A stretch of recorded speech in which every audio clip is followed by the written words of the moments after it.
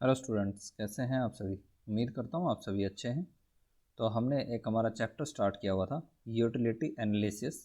तो ये utility analysis जो आपका चैप्टर है उसका ये पार्ट नंबर जो आपका 3 है। इसके अंदर हम जो है एक law of equi marginal utility जो है उसकी हम स्टडी करेंगे। तो चलिए फिर आज की क्लास हम स्टार्ट करते हैं। आज जो हम पढ़ेंगे वो हमारा जो फर्स्ट लॉ है, इस लॉ का नाम है law of equi marginal utility. Law of equi marginal utility को हम हिंदी में कहते हैं, इसको जो हिंदी में इसका मतलब है वो हमारे पास आता है सम सीमांत उपयोगिता का नियम। इसको हम क्या कहते हैं हिंदी में? सम सीमांत उपयोगिता का नियम। सम सीमांत उपयोगिता का जो नियम है उस तो ये नियम क्या होता है आपका? इसके अकॉर्डिंग एक जो कंज्यूमर है, एक जो उपभोक्ता है, वो अपनी जो यूटिलिटी है उसको मैक्सिमाइज़ करना चाहता है, यानी कि उसको हर एक कंडीशन के अंदर जो है अधिकतम करना चाहता है। यानी कि जो उसकी उपयोगिता है, जो किसी भी गुड को वो कंज्यूम करके जो यूटिलिटी उसको मिल रही है वो उसको क्या है, अधिकतम करना चाहता है। तो अधिकतम वो किस प्रकार से कर पाता है, इसकी जो है स्टडी इस इक्वी मार्जिनल यूटिलिटी जो लॉ है इसके अंदर की जाती है। तो ये जो है आपका सेकंड इम्पोर्टेंट लॉ है यूटिलिटी का। तो इसी को हम जो है बोलते हैं सेकंड लॉ ऑफ गॉसेन। कि गॉसेन जो हमारे पास इकोनॉमिस्ट हैं उनका ये सेकंड लॉ है। इससे पहले जो हमने law of diminishing marginal utility किया था उसको हम फर्स्ट लॉ ऑफ गॉसेन बोलते थे। तो एग्ज़ाम में आपसे जो क्वेश्चन है वो ऐसे भी आ सकता है आपके पास कि सेकंड लॉ ऑफ गॉसेन क्या है, इसकी व्याख्या करें या इसको एक्सप्लेन करें। तो इस तरीके से आपसे क्वेश्चन पूछा जा सकता है।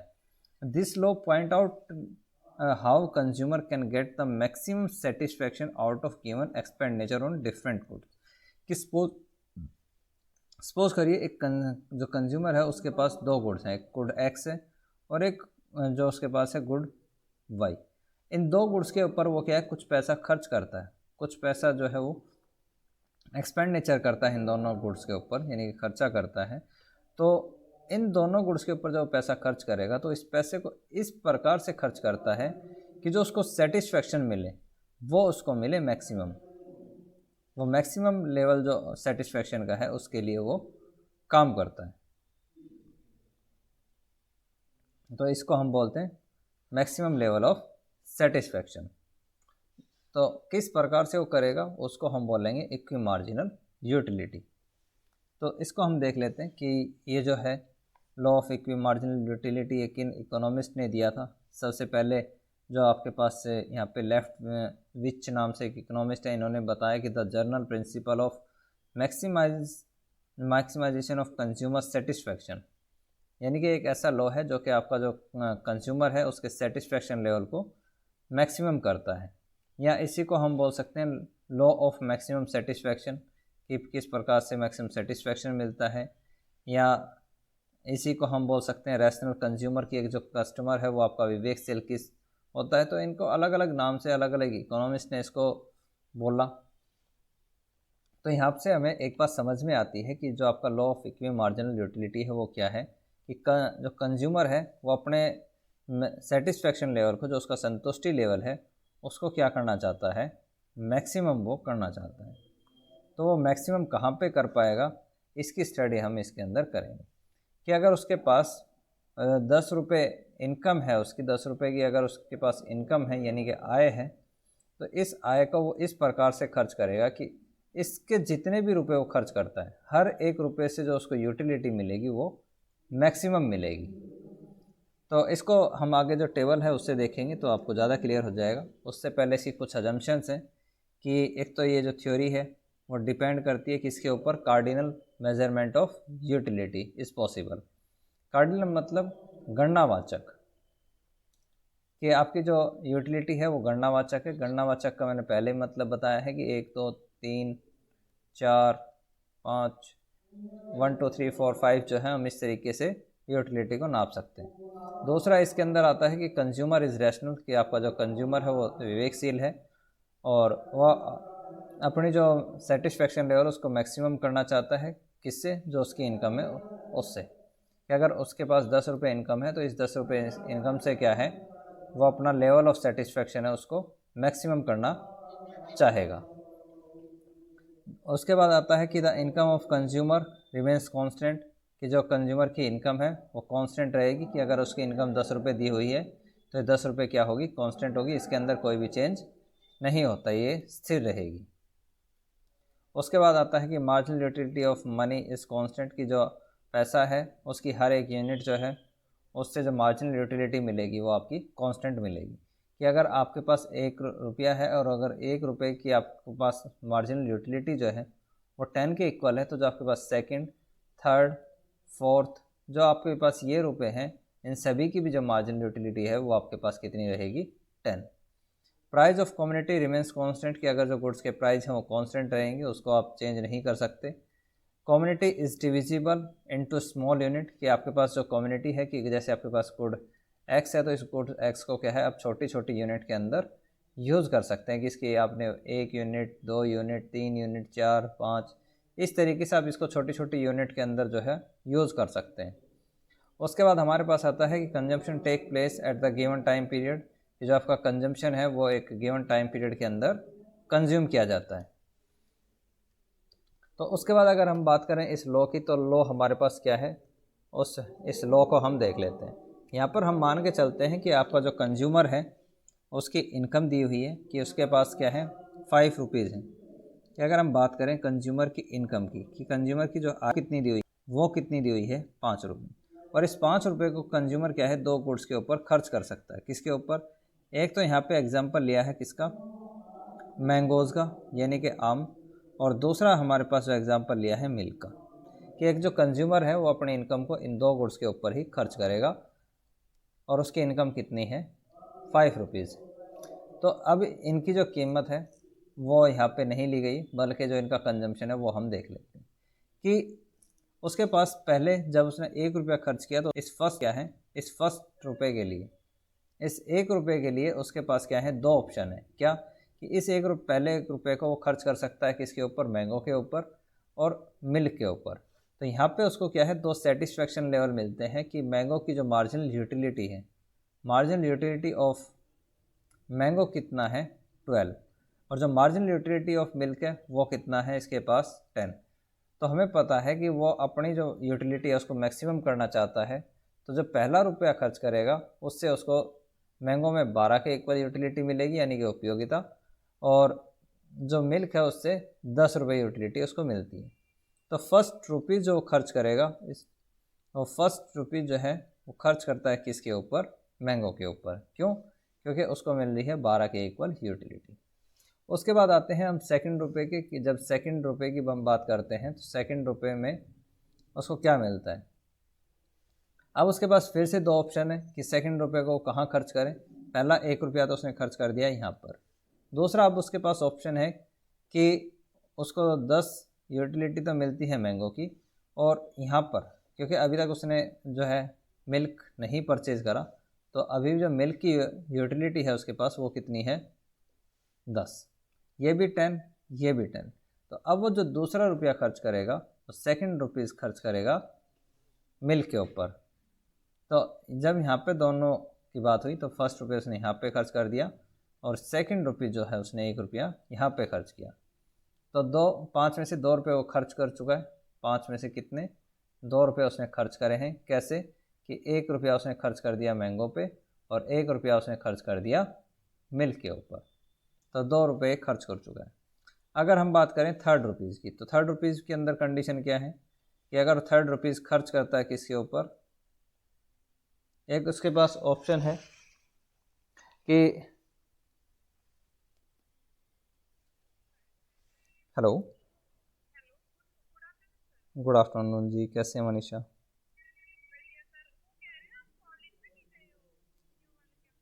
मैंने बोला था ना रोहिणी मैम को दे देना अगर मैं ना हूँ तो।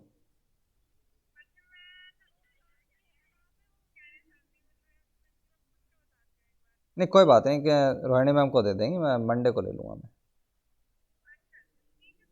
ओ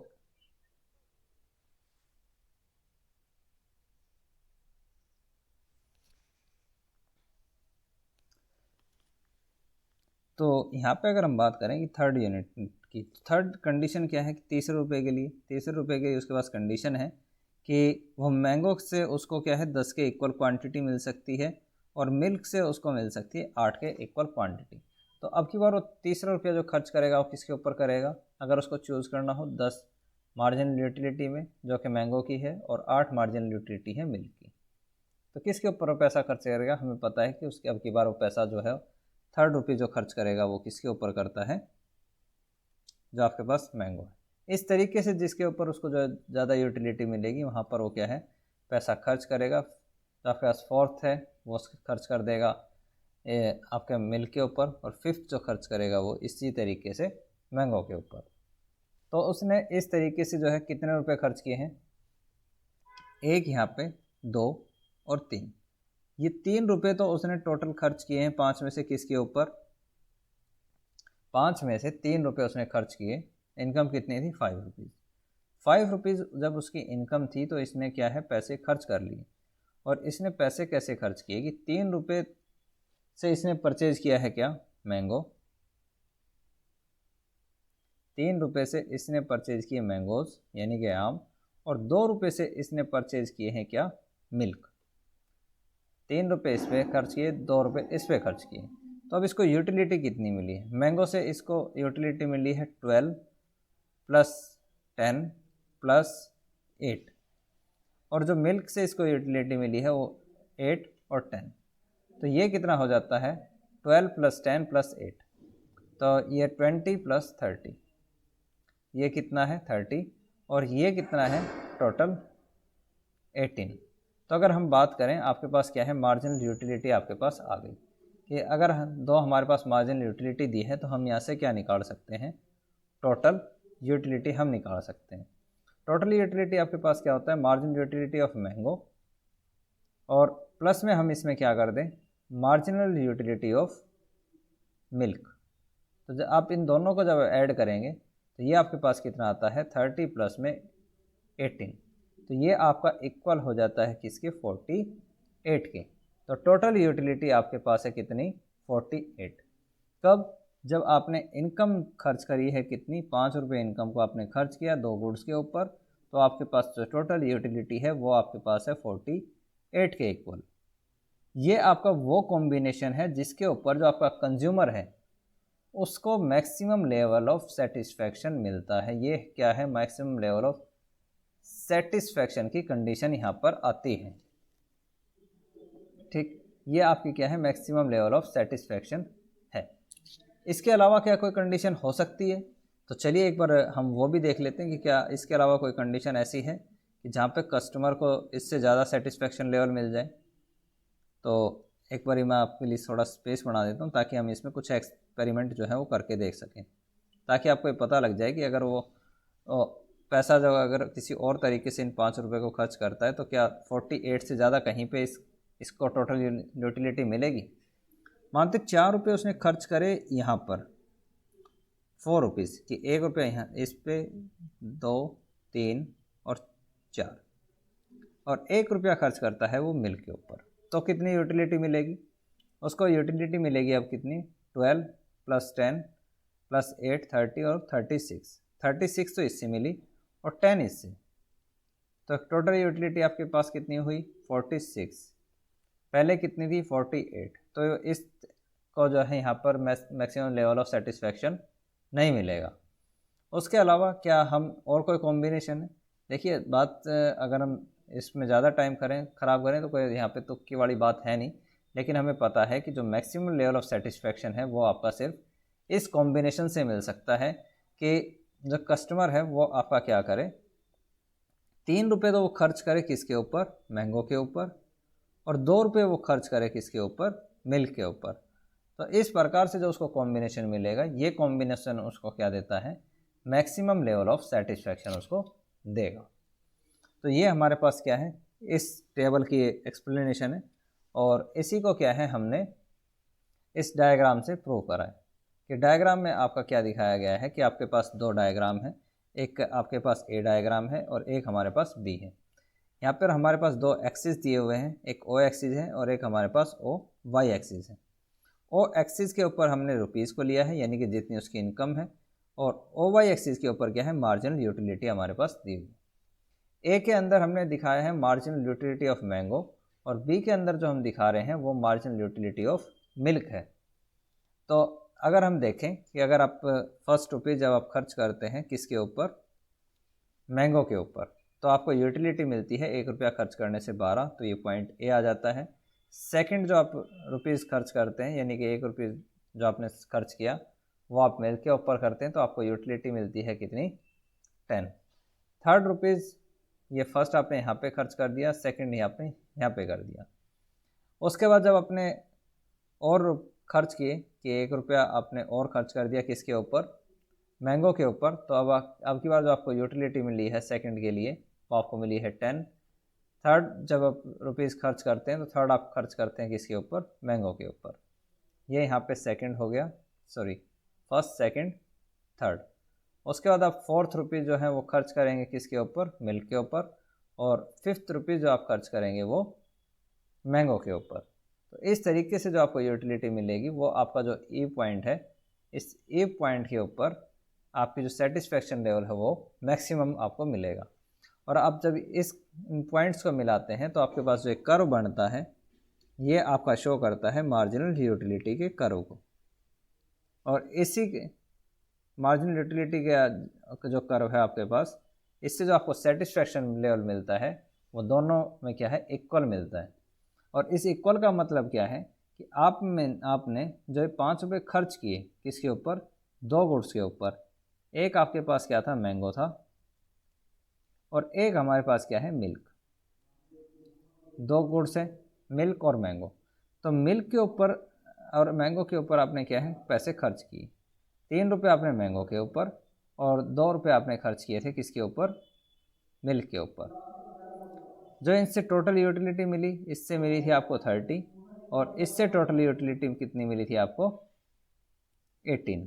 ठीक, अब बात आती है इसकी कि ये जो आपने 3 रुपये खर्च किए, इसमें से आपने जो लास्ट रुपीज़ खर्च किया था, कौन सा, लास्ट रुपीज़, वो लास्ट रुपीज़ आपने जो खर्च किया है उससे आपको कितनी यूटिलिटी, कि आपने जो यहाँ पे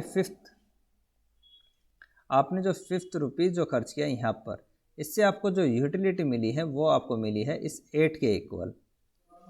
जो आपने लास्ट 1 रुपया खर्च किया था मैंगो के ऊपर, उससे जो आपको यूटिलिटी मिली है कितनी मिली है, वो 8 के इक्वल। और सेम इसी तरीके से आपने जो लास्ट रुपीज़ खर्च किया था मिल्क के ऊपर, यानी कि जो आपने 4 रुपीज़ यहाँ पे खर्च किया था, इससे भी आपको कितनी यूटिलिटी मिली है, ये भी आपको मिलती है 8। तो ये कहता है कि जब आप 2 गुड्स के ऊपर पैसा खर्च करते हो तो जो लास्ट रुपीज़ आपने खर्च किया है दोनों गुड्स के ऊपर, कि लास्ट रुपीज़ आपने खर्च किया यहाँ पे मैंगो में जब आपने खर्च किया तो उससे भी आपको 8 यूटिलिटी मिली, और जब आपने 4 रुपीज़ यानी कि मिल्क के हिसाब से जो आपने आखिरी रुपया खर्च करा है उससे भी आपको जो मार्जिन यूटिलिटी मिली है वो आपके पास कितनी है, 8 के इक्वल। तो ये आपका शो करता है किस चीज़ को, कि कंज्यूमर का ये जो लेवल है कि वो 3 रुपये खर्च करें किसके ऊपर, मैंगो के ऊपर, और 2 रुपये खर्च करें मिल्क के ऊपर। तो यहाँ पर जो कंज्यूमर का सेटिस्फेक्शन लेवल, जो उपभोक्ता का संतुष्टि का जो लेवल है वो आपका क्या होगा, मैक्सिमम होता है। ये क्या है, मैक्सिमम लेवल ऑफ सेटिस्फेक्शन को शो करता है। इसके अलावा कोई भी ऐसा पॉइंट नहीं है जहाँ पर कंज्यूमर को जो है मैक्सिमम लेवल ऑफ सेटिस्फेक्शन मिले। अब अगर हम बात करें कि अगर हम इन कॉम्बिनेशन को चेंज करके देखें तो उस कंडीशन में जो डायग्राम में लॉस है वो कैसे हम दिखाते हैं, कि अगर जो आपकी कंडीशन है इसी को हम टेबल से देख लेते हैं पहले कि टेबल क्या कहती है। ये टेबल कहती है कि अगर आप क्या करेंगे, क्या अगर हम इस टेबल को लें तो ये टेबल हमें बताती है कि अगर जब आप 3 रुपये खर्च करते हैं तो जब आपने 3 रुपये खर्च किए किसके ऊपर, मैंगोज़ के ऊपर, और 2 रुपये आपने जब खर्च किए किसके ऊपर, मिल्क के ऊपर। 3 रुपये खर्च करने से आपको सेटिस्फेक्शन लेवल जो है वो कितना, 30 के इक्वल मिला था, और इसके ऊपर आप जब आपने खर्च किया तो वो 18 मिला था। ये आपके दोनों प्लस कर दिए और ये 3 आपने जब यहाँ पे प्लस किए। ये कहता है कि जब आपने एक और एक्स्ट्रा रुपीज़ आपने खर्च किया किसके ऊपर, मिल्क जो मैंगो है उसके ऊपर, यानी कि आपने एक 4 रुपीज़ और एडिशन आपने जब खर्च किया है तो यहाँ पर आपका क्या है माइनस, कि यहाँ पे अब आप क्या करेंगे -1, यानी कि अब आप कितना यहाँ पे सेटिस्फेक्शन लेवल आपका चेंज होता है। इसमें गेन हुआ है कितनी यूटिलिटी का, ये यहाँ पर 30 हो गया था, 6 यूटिलिटी आपने गेन करी। कब? जब आपने एक और एक्स्ट्रा रुपीज़ आपने खर्च कराए, तो ये आपने 6 यूटिलिटी आपने गेन करी। लॉस कितने का करा है? पहले आपको कितनी मिल रही थी? 18। जब आपने 1 रुपया यहाँ से हटा दिया और तो आपने जब 1 रुपया यहाँ से कम किया है तो अब आपको एक टोटल यूटिलिटी कितनी मिल रही है? 10। यानी कि लॉस कितने का हुआ? 8 का। 8 का आपने क्या है, इस 8 का आपने लॉस जो है वो उठाया है, किसके लिए? ये 6 एक्स्ट्रा जो है वो गेन करने के लिए। तो अब ये दिखाता है कि आपको प्रॉफिट होगा या लॉस होता है। तो इस से हमें शो होता है कि आपने 1 रुपया जो यहाँ पे एक एक्स्ट्रा रुपीज़ आपने ऑरेंज यानी कि जो आम पे खर्च किया है, उससे आपको जो यूटिलिटी गेन हुई है, जो आपने गेन करा है यानी कि जो आपको फ़ायदा हुआ है, ये आपका क्या है? लाभ। और ये आपका जो 8 रुपीज़ था ये क्या है? लॉस, यानी कि जिसको हम बोलते हैं क्या? ये आपके पास हानि है, जिसको हम इंग्लिश में बोलते हैं लॉस। तो लॉस कितने का है? 8 का। फ़ायदा कितने का है? 6 का। तो यहाँ पे हमें पता है कि लॉस इज़ ग्रेटर देन है किससे? गेन से। तो आपकी जो सेटिस्फेक्शन लेवल है वो पहले के कंपैरिजन में क्या हो जाता है? कम। तो यही चीज़ आपकी जो है हमने डायग्राम में दिखाई है कि जो आपका ये डायग्राम है कि मान लीजिए कि जो कस्टमर है वो आपका क्या करता है कि जो उसका इक्वल लेवल ऑफ सेटिस्फेक्शन था, यानी कि 3 रुपये जो उसने यहाँ पे खर्च किए थे, इसको ये बढ़ा के क्या कर देता है? 1 रुपया और एक्स्ट्रा खर्च करता है मैंगो के ऊपर। तो मैंगो के ऊपर जब ये पैसा खर्च करेगा तो ये जो इसको लेवल मिलेगा कितना? 1 सेकंड में इसका जो कलर है वो अलग कर देता हूँ जी। तो जो इसको ये लेवल ऑफ जो गेन हुआ है ये क्यों हुआ है? क्योंकि इसने क्या करा? 1 रुपया ज़्यादा खर्च किया। इसने पहले 3 रुपये खर्च कर रहा था, प्लस इसने क्या करा? 1 रुपया खर्च कर दिया यहाँ पर। और यहाँ पर क्या करा? पहले 2 रुपये खर्च कर रहा था, दो में से 1 इसने क्या कर दिया? माइनस कर दिया। तो जब 1 रुपये इसने यहाँ पे ज़्यादा खर्च किया है, यानी कि 3 से जब इसने 4 करे तो इसको गेन कितने का हुआ? इसका गेन आता है किसके इक्वल? ए, बी, सी और डी के। ये जो आपका लेवल है ये ए, ये आपका बी, सी और ये आपका डी। जब आप इसके इक्वल क्या है? इसने गेन जो है वो बियर करा है, यानी कि वो गेन जो है वो हुआ। लेकिन इस फ़ायदे के लिए, ए बी सी डी के फ़ायदे के लिए इसने नुकसान कितना जो है, लॉस कितना हुआ है? तो 1 रुपये जो इसने कम किया है उसके कारण लॉस। तो वो लॉस होते हैं आपके ये इसका क्या है? टोटल लॉस है। ये लॉस आपको कितने हुए हैं? ई, एफ, जी, एच। ये आपके पास क्या है? ई, एफ, जी और एच, यानी कि इसके इक्वल जो है इसको टोटल लॉस हुआ है, यानी कि ये क्या है? इसका लॉस है। तो यहाँ पे हमें पता लगता है कि loss is greater than gain, यानी कि आपने नुकसान उठाया कितने का? 8 यूनिट का। प्रॉफिट कमाया कितने का? 6 यूनिट का। तो ओवरऑल जो कंज्यूमर का सेटिस्फेक्शन जो लेवल है वो क्या हो जाएगा? जो संतुष्टि का लेवल हो पहले से कम आपका हो जाता है।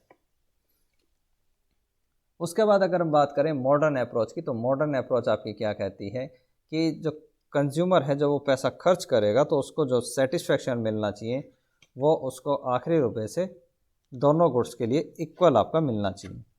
कि यहाँ पे क्या लिया है कि अगर एक जो कंज्यूमर है उसके पास मान लेते हैं कि वो एप्पल के ऊपर पैसे खर्च करता है, कि यहाँ पे क्या है? एप्पल से और एप्पल के जो प्राइस है वो दिए हुए, कि एप्पल के प्राइस दिए हुए हैं 3, और इस 3 रुपये प्राइस के ऊपर एप्पल की जब वो क्या करता है? 10 क्वांटिटीज़ को क्या करता है? परचेज करता है, यानी कि खरीदता है।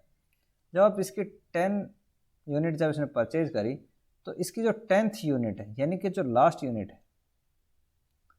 यूनिट है उससे जो यूटिलिटी मिलती है उसको, वो कितने के इक्वल मिलती है? 12 यूटिलिटी के इक्वल उसको मिलती है।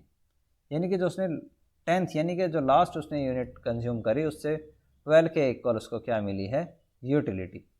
तो इसकी जो मार्जिनल यूटिलिटी है वो कितने के इक्वल आती है, तो इसका फॉर्मूला जो हम यूज़ करते हैं marginal utility of T of A upon में प्राइस। तो इसको हम क्या नाम देते हैं, ये हमारे पास है पी ए के इक्वल, और जो ये है मार्जिनल यूटिलिटी यानी कि जो आपका ये 12 है मार्जिनल यूटिलिटी ऑफ ए, तो यहाँ पर आपका आ जाएगा 12 अपॉन में 3। तो जब आप इसको कैंसिल करेंगे तो ये आपके पास आ जाता है 4 रुपीज़, कि जो आपने लास्ट रुपये खर्च करा था एप्पल के ऊपर जब उसके प्राइस 3 थे, तो टोटल यूटिलिटी जो आपको लास्ट रुपये से मिली है वो आपको मिली है 4 के इक्वल। दूसरा इसके बाद जो आपका एक कंसेप्ट आता है वो आपका आता है किससे रिलेटेड, कि अगर आप जो है बनाना के ऊपर या केले के ऊपर जो आप पैसा खर्च करते हैं, यहाँ पे आपके पास क्या है, बनाना है कि अगर आप बनाना के ऊपर पैसा खर्च करते हैं तो उस कंडीशन में क्या कंडीशन आपकी आती, कि अगर आप केले के ऊपर पैसा खर्च करते हैं तो इसका जो प्राइस है, यहाँ पे प्राइस आपका लिया हुआ है कि 2 रुपये प्राइस आपका है बनाना का, तो उस कंडीशन में क्या है 2 रुपये प्राइस है, आपने कितने बनाना परचेज करे हैं 2 रुपये के हिसाब से 12 यूनिट आपने इसकी जो है परचेज करी है। जब आपने इसकी 12 यूनिट परचेज करी तो जो 12th यूनिट है यानी कि जो आपकी लास्ट यूनिट थी इसकी, उस लास्ट यूनिट से जो मिलने वाली यूटिलिटी है वो आपके पास कितनी है 8। तो 8 के इक्वल आपको क्या है मार्जिनल यूटिलिटी आपको मिली है, किससे, बनाना से। तो अब जो आपके पास रुपए की यूटिलिटी है वो आप कैसे निकालेंगे, यहाँ पे हमारे पास आता है, इसको हम नाम दे देते हैं, ये आपके पास पी बी के इक्वल यानी कि प्राइस ऑफ बनाना। तो मार्जिनल यूटिलिटी ऑफ बनाना यानी कि बी अपॉन में प्राइस ऑफ यूटिलिटी जिसको हम बोलते हैं बी, ये हमारे पास कितना आ जाएगा 8 अपॉन में 2। तो जब आप इसको कैंसिल करेंगे तो ये हमारे पास जो वैल्यू आ जाती है वो आ जाती है हमारे पास 4 के इक्वल। तो यहाँ पे हमारे पास क्या है marginal utility of A upon में प्राइस ऑफ ए इक्वल है marginal utility of B upon में प्राइस ऑफ बी। जब ये एक दूसरे के इक्वल होंगे तो हम इसको बोलते हैं कि कंज्यूमर जो है उसको इक्वल लेवल ऑफ सेटिस्फेक्शन मिलता है। या आप इसको और कैसे लिख सकते हैं कि marginal utility of A upon में marginal utility of B equal है किसके, पी ए अपॉन में पी बी के, यानी कि प्राइस ऑफ एप्पल अपॉन में प्राइस ऑफ बनाना। तो इसको आप कैसे लिख सकते हैं कि जो मार्जिनल यूटिलिटी थी वो आपको किसके इक्वल मिली थी 12 के। 12 अगर हम 12 को हम डिवाइड करें किसके साथ, इन फॉर्मूला के हिसाब से जो है हम वैल्यू रख के देखते हैं कि अगर हम ये हमारे पास इसको नाम देते हैं फर्स्ट, ये हम नाम देते हैं सेकंड, ये हमारे पास इक्वेशन फर्स्ट और सेकंड है। तो फर्स्ट इक्वेशन को हम देखते हैं कि अगर हम मार्जिनल यूटिलिटी हमें जो है एप्पल से कितनी मिली थी, तो एक बार मैं पेन चेंज कर लेता हूँ ताकि आपको आसानी से ज़्यादा समझ में आ जाए। तो यहाँ पे हमारे पास जो हमें एप्पल से यूटिलिटी मिली थी वो मिली थी आपकी 12 के इक्वल, और जो बनाना से हमें यूटिलिटी मिली थी वो कितनी थी हमारी 8 के इक्वल। तो 8 और जो प्राइस है वो आपके प्राइस क्या थे, एप्पल के प्राइस है आपके पास 3 रुपये, और जो बनाना के प्राइस से वो आपके पास कितने हैं 2 रुपये के इक्वल, ये आपके पास 2 रुपीज़। तो ये दोनों क्या होंगे एक दूसरे के इक्वल होने चाहिए। जब आप इसको कैंसिल करेंगे तो ये 2/3, ये 2/3 क्या है कि अगर आप जब इसको 12 और 8 को जब आप कैंसिल करेंगे तो ये आपके पास आता है 3 अपॉन में 2, और ये इक्वल है किसके 3 अपॉन में 2 के। तो यहाँ पे भी ये आपका जो फॉर्मूला है इस तरीके से हम इसको प्रूव कर सकते हैं कि मॉडर्न स्टेटमेंट के अकॉर्डिंग कि आप जो लास्ट रुपये आप खर्च कर रहे हैं उससे जो आपको यूटिलिटी मिलेगी वो यूटिलिटी आपको इक्वल मिलती है। इसी तरीके से इसमें और क्या है, एक जो और फॉर्मूला इसमें बताया है वो क्या है आपका कि marginal utility of A upon में प्राइस ऑफ ए इक्वल होता है किसके, मार्जिनल ऑफ बी अपॉन में price of B equal marginal utility of C upon में मार्जिनल जो प्राइस ऑफ सी। इस तरीके से चीज़ें चलती रहती हैं और लास्ट में आपका पास क्या आ जाता है marginal utility of N goods upon में प्राइस ऑफ एन गुड्स के इक्वल आपका होता है। तो इस तरीके से हम क्या है इसको सॉल्व कर सकते हैं। उसके बाद जो हमारे पास आता है वो आता है इम्पोर्टेंस ऑफ लॉ, कि इस लॉ की क्या क्या इंपॉर्टेंस है। तो ये आपका जिन चीज़ों में हेल्प करता है ये आप सेल्फ स्टडी करेंगे। अगर फिर भी इसमें कोई डाउट आता है तो आप क्वेश्चन पूछेंगे कि जैसे आपका कंजम्पशन के लिए ये इम्पोर्टेंट है, उसके बाद प्रोडक्शन में ये आपकी हेल्प करता है।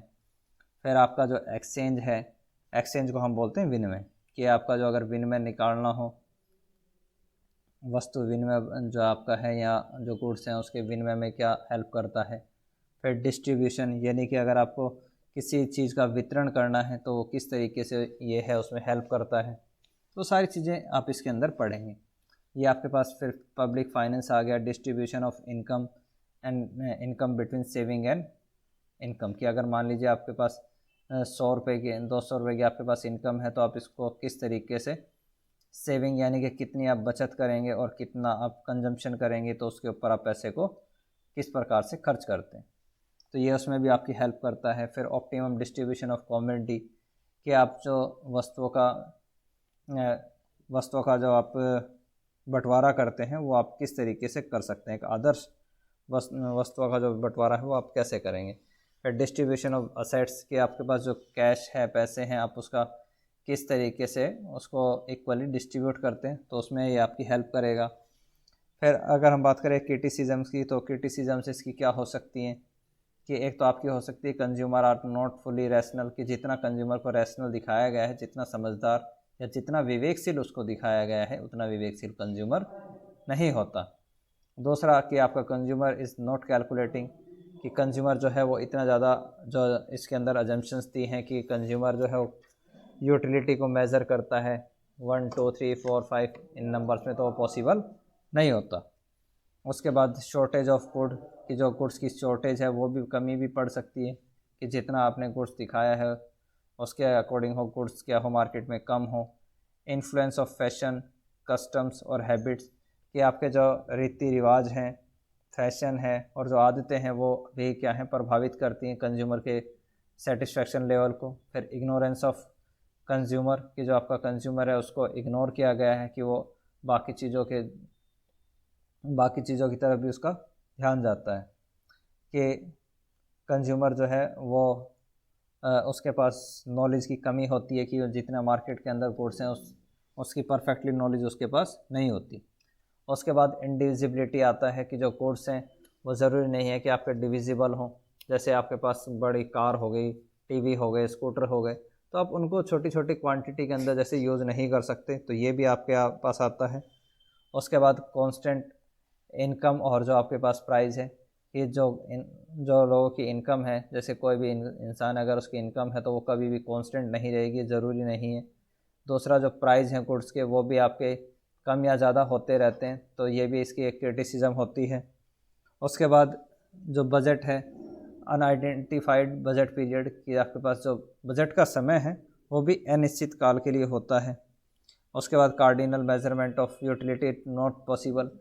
हाँ, ये चीज़ समझने की है कि जो आपके पास कार्डिनल यूटिलिटी ऑफ मेज़रमेंट है ये पॉसिबल नहीं होता। क्यों?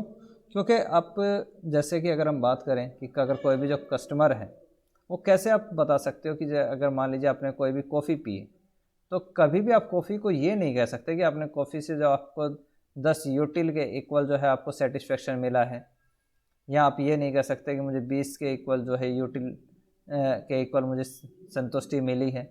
आप यूटिल के अंदर उसको मेज़र नहीं कर सकते। हाँ, आप ये तो कह सकते हैं कि मुझे कॉफ़ी बेस्ट है, मेरे लिए अच्छी थी, गुड है, बेस्ट है या बैड है, मुझे पसंद नहीं आई, तो आप इस चीज़ में तो उसको बता सकते हैं। लेकिन आप ये नहीं कह सकते कि आप 10 के इक्वल या 20 के इक्वल आपको यूटिलिटी मिली है, क्योंकि आप उसको नाप नहीं सकते। उसके बाद change in marginal utility of money, की जो पैसे की उपयोगिता है वो क्या है बदलती रहती है इंसान के लिए, कि जैसे अगर किसी के पास पैसे बहुत ज़्यादा हैं तो हो सकता है उसके लिए उसकी उपयोगिता कम हो, और किसी के पास कम है तो उसके लिए उसकी ज़्यादा होगी, तो आप इस चीज़ को भी मेज़र नहीं कर सकते। फिर आपका आता है कॉम्प्लीमेंट्री गुड्स, के जो आपकी पूरक वस्तुएं हैं वो भी एक इसके अंदर जो है वहाँ पर भी ये लॉ एप्लीकेबल नहीं होता। तो ये आपकी आज की क्लास थी। अगर इस क्लास में आपको कोई भी डाउट है तो आप क्वेश्चन पूछ सकते हैं। तो आपका जो बचा हुआ एक पार्ट है इस चैप्टर का वो हम मंडे को कर लेंगे। तब तक के लिए all the best, have a nice day.